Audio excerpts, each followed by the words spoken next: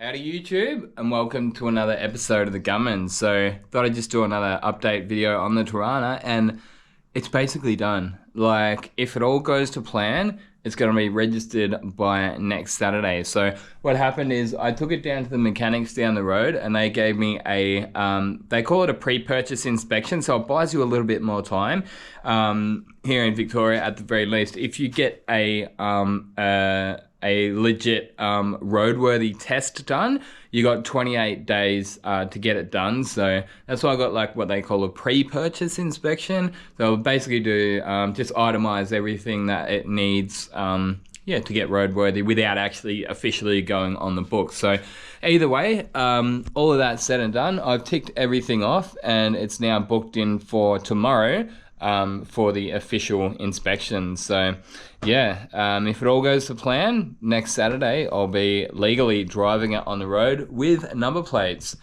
So that's pretty awesome. Like, it's been a massive job. Like, yeah, I just wanted to share, like, it was not yesterday, it was actually the day before where I finished the last task on the roadworthy item list, and I was shaking because it's like, because, you know, for the whole last year and a half, or there's probably only a year and say 3 months, I'll have to go check the dates. But either way, everything I've been doing is just thinking about this car and thinking about the jobs, and, you know, I don't know, it's sort of hard to put it into words, but it's just like, once it was finally done, it was just like, in some ways, nearly a weight off my shoulders, you know what I mean? Like, it's like, it's over. And look, it's not over, because, you know, there's always going to be little things that you're going to do. It still needs polish, so I'll definitely make sure I do a video on that.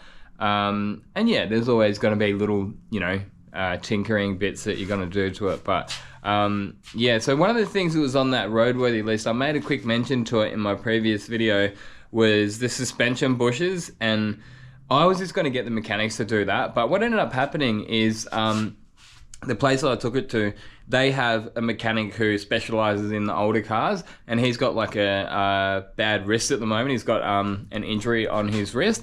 So they said, look, it's going to be like a minimum 3 weeks, and they don't know, it could be longer until he can sort of look at your car anyway. So one of my friends, Jeannie, big thumbs up. I do appreciate the help that he gave me on my car. But yeah, he just came over. He had the press and he had the rattle gun and everything, and the know-how as well to change the suspension bushes out. And I tell you what, that was a prick of a job. He came over on the Saturday a couple of weeks ago, or a week ago now, and he busted out a killer, like, massive session. It must have been sort of 7-8 hour day that he put in, and that was just for the rear, the bushes, rear suspension bushes for the upper and lower control arms, the ones that go onto the diff. I was up under there doing all these other jobs, and yeah, so like most of the things that they picked were, I guess, small things, you know. But yeah, I actually wanted to say a big thanks to all of my followers for the advice that you guys gave me. You guys saved me $150. So I've got this auto electrician who comes over, and when I did this car, he just came over, right, and he... what he did was he just identified the issue. So I had like headlights weren't turning on at all, you know, a little thing. And he's like, man, I know what that is. That's your switch. So he had his multimeter, and he just gave me a list of things. I sort of wrote it down. He's like, do this, do this, do this, do this. That's the problem for that. And he basically fixed everything, except for stupid me had gone and put a single tail light, so like an indicator light, into a stop tail socket in the tail lights. So when I was pushing the brake, it was earthing out, and it was actually turning the lights on. So it turns out quite a few of you guys have had that happen in the comments as well. And yeah, just wanted to say a big thanks to all you guys for the advice in that. Like I say, you saved me $150, so always good. But yeah, look, underneath here, I reckon it's looking pretty good. I've never been a big underbody or under engine bay proud type guy, if you know what I mean. I know some people, they get right into that. There's this guy over in Perth. It was one of my old boss's mates, and man, he had this car, and it was like a like a museum piece, basically.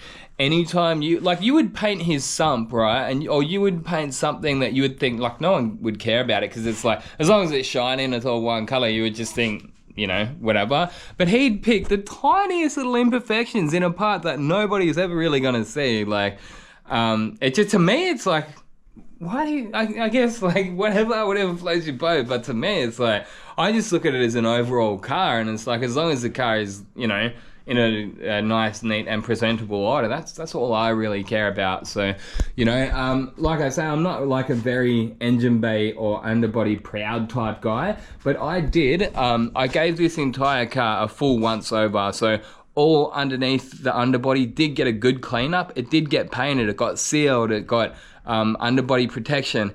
But like I'm saying, it's not going to look as good as the outside of the car because it's more just I don't want it dirty underneath of my car. It doesn't have to look perfect, and it doesn't really have to impress anybody. No one's looking under there. The only people who look under there is me when I'm working on it, or potentially a mechanic, you know.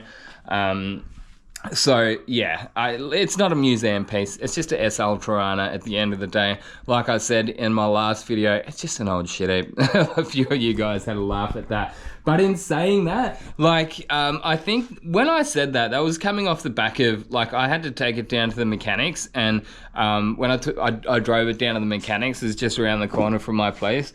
And when I did drive it down there, the steering alignment, like the wheel alignment, was all on the piss. And yeah, so I think that comment was sort of more on the back of this thing sort of going all over the road. Ever since I've had the wheel alignment done, it's actually a million times better. Another thing I did was and again, thanks to my mate Matt, who did come over, and he gave me just some advice. So it turns out I did upper and lower ball joints, control arm, like the lower control arm. I pulled that out to press out the lower ball joint. So as much as I did all the work myself, it's sometimes all you need is just some encouragement and a little bit of advice from somebody else. Say, man, just give it a shot. And like he said, like, I've got a much deeper understanding of this car now. Like, I pretty much know not every, but most nuts and bolts on this car. Like, everything has been gone over on it. And yeah, like I say, I've gone and replaced the front and rear suspension. Now, the rear springs are still original, but I replaced the front and rear front shocks, and springs in the front. So I did change the springs in the front. What it was doing, so when I pulled, and this has always done this car has always done this, like whenever I would put the foot on the brake, it would go boing, and you'd hear that suspension just popping out of place or something like that. What they'd done is the spring is meant to go up a certain way. The flat section has to go up, and there's like an open coil section down the bottom. They'd gone and put the flat section down the bottom, so it must have been unseating. Every time you're braking, you're sort of moving the weight of the car, and it's just popping out and popping back in. So that's good to have fixed, because I did do a quick lap around the block a couple of days ago, and that's fixed. I did a good brake check on it, and man, this thing stops really well. So that was one of the things that when I drove it up here, when I originally first got it back from my dad's place, I drove it down to Melbourne, and it was dangerous. Like, it was, yeah. You wouldn't want to drive that often or far, you know, because it just doesn't stop. It didn't stop with the original brakes on it. It's still got the drums on the rear, but I put they're two pots. So what they are is the AU3, which is actually a Ford brake, Ford braking kit. But I think that was done. One of my mates said they changed over. So they used to do Holden upgrades, but then when Holden left Australia for some reason, I think he said that it's easier to get the Ford parts here in Australia. So either way, got that hoppers stoppers upgrade, which is killer. Got the power steering unit in there, so it turns nice. Like, it was really, really heavy, especially, but that is one thing that I did change. So when I had this, it had like a sports steering wheel on it. It was too small. For starters, you couldn't even see the instrument cluster, so it was kind of dangerous. But yeah, like a small steering wheel, you don't have the as much sort of I don't know what the word is. It's not coming to mind. Yeah, you don't have it's not as easy to turn.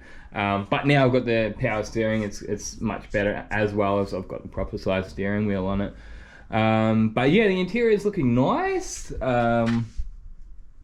Yeah, nice and neat black, so you probably can't really see a great deal of it, but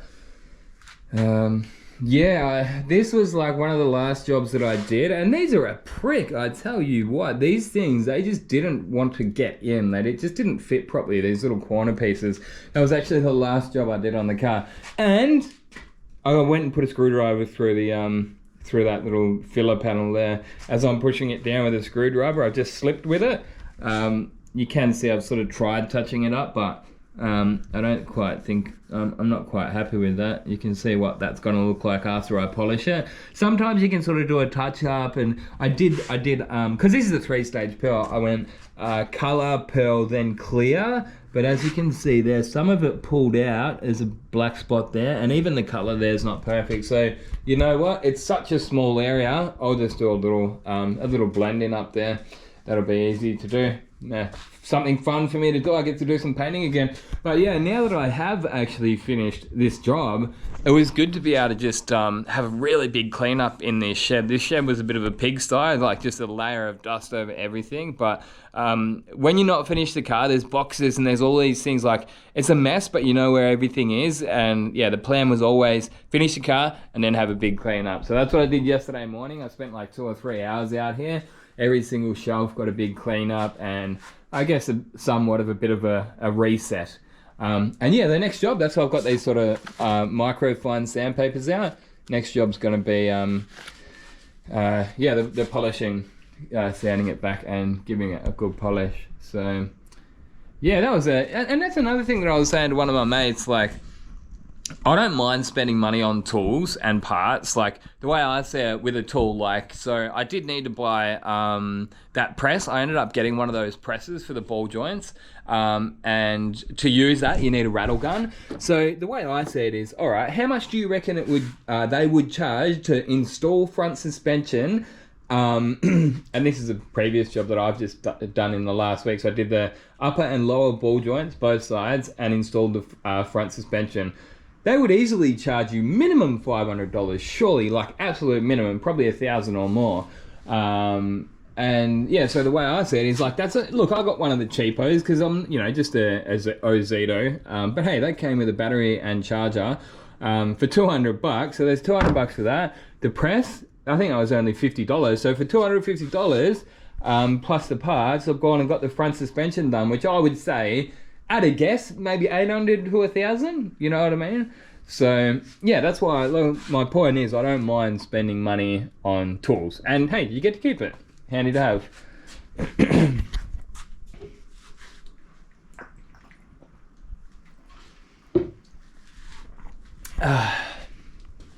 But yeah, the next job is going to be polishing it.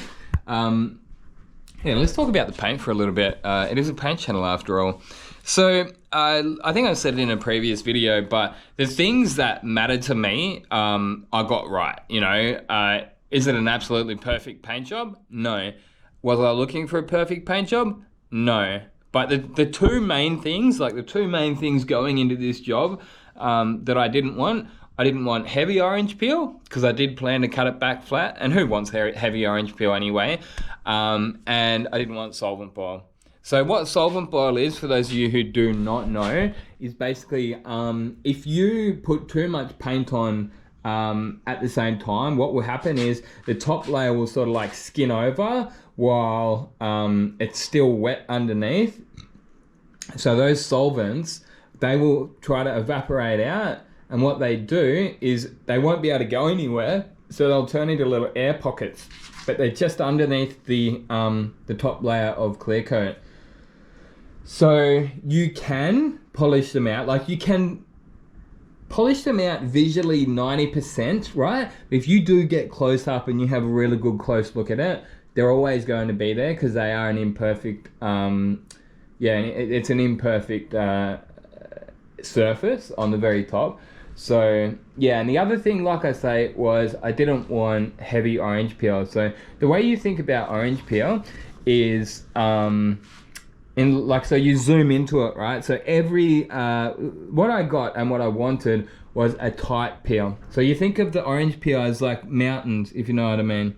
So you want those mountains to be closer to each other. That's going to make it a lot easier for you to cut out. So if those mountains are longer apart, for you to cut that out, you've got to use a coarser sandpaper and you've got to do more sanding. So yeah, it is quite substantial. Like it makes a big difference, right? The way that you spray it to be able to get a dead flat finish by sanding and polishing, the way that you spray it makes a big difference to the amount of time and effort that you're going to have to put into the polishing section, stage.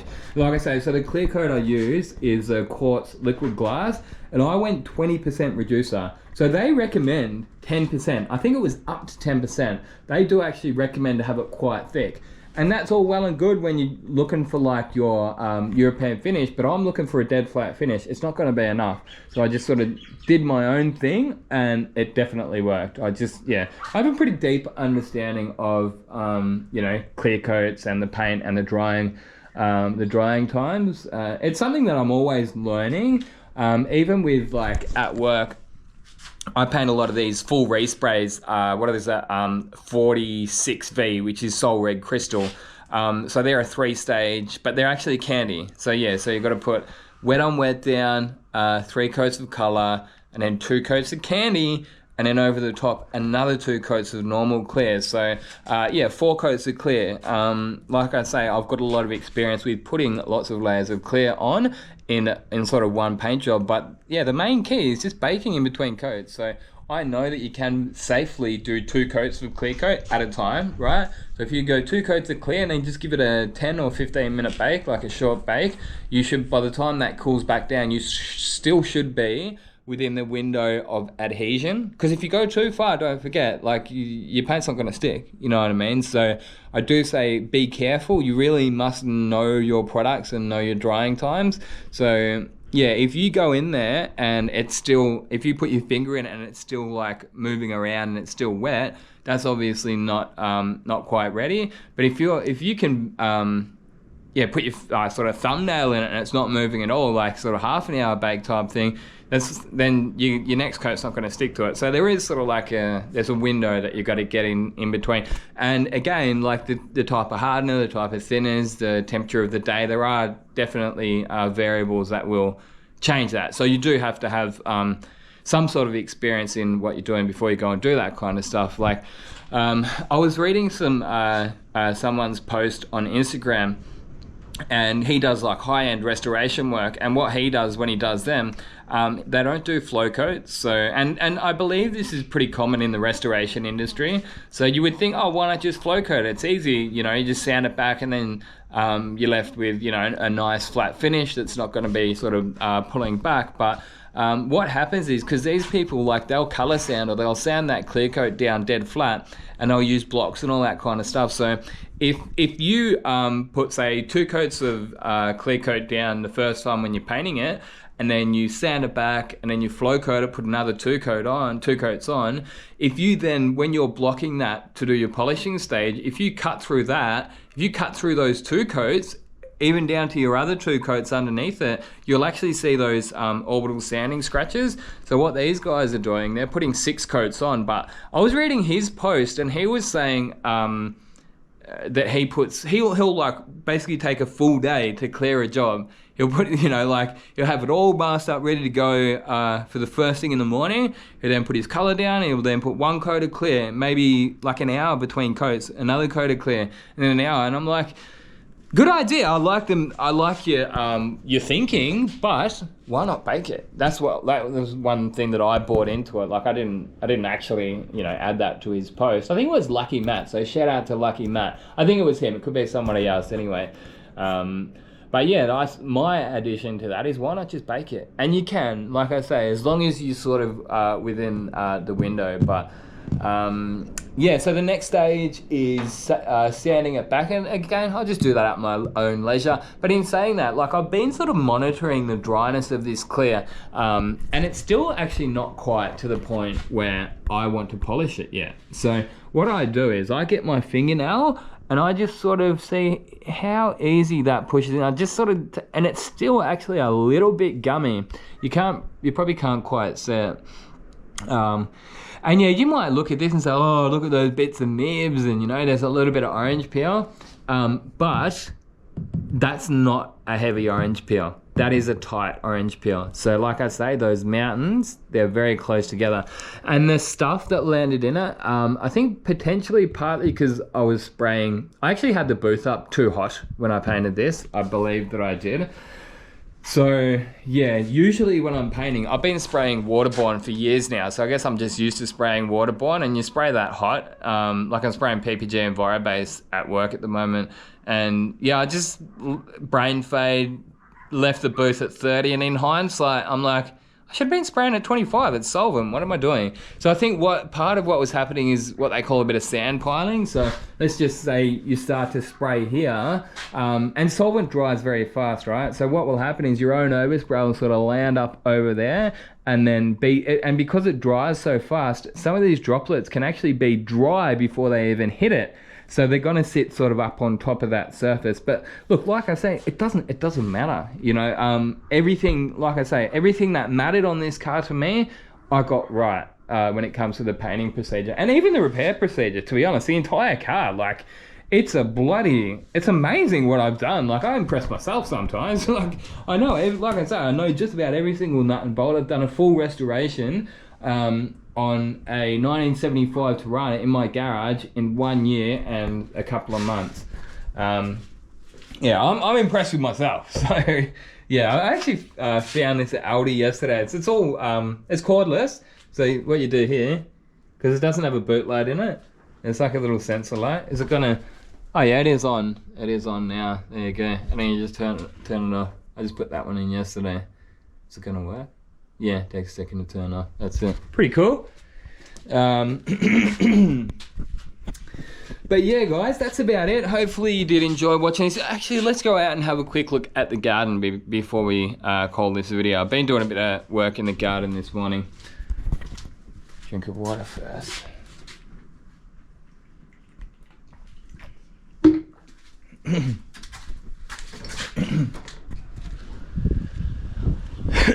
So this is what I've been doing this morning. So this morning that was just overgrown with grass and that. So I just gave it a big dig up, and I just pissed off all the grass roots, and I just put some potting mix over the top, and I'm going to put some veggies in there. Why not?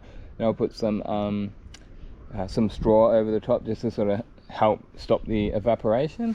Yeah, I planted these gardens out there. They're doing pretty good, but this is my favorite one over here. So what have I got over here? I've got corn.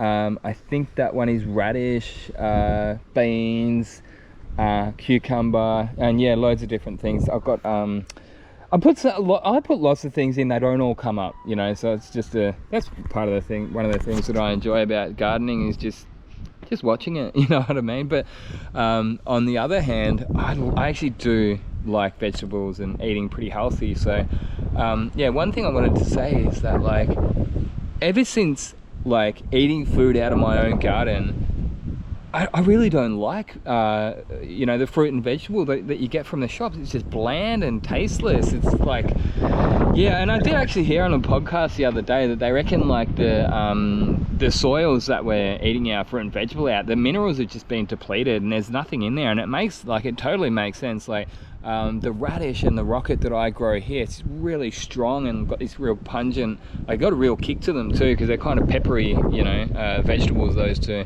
But then when you get them from the shops, it just tastes like water. It tastes like nothing. And I was sitting there eating lunch just before thinking, it makes me wonder, you know, if this is what our vegetables are like, it makes me wonder what our meat's like, you know.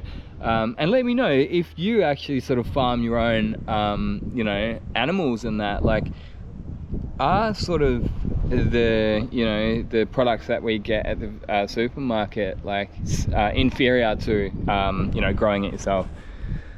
But yeah, doing well guys. What a beautiful day. Anyway, I better get back to it, and yeah, hopefully you enjoyed watching this video. If you did, be sure to give it a big thumbs up. Until next time, Gunman out.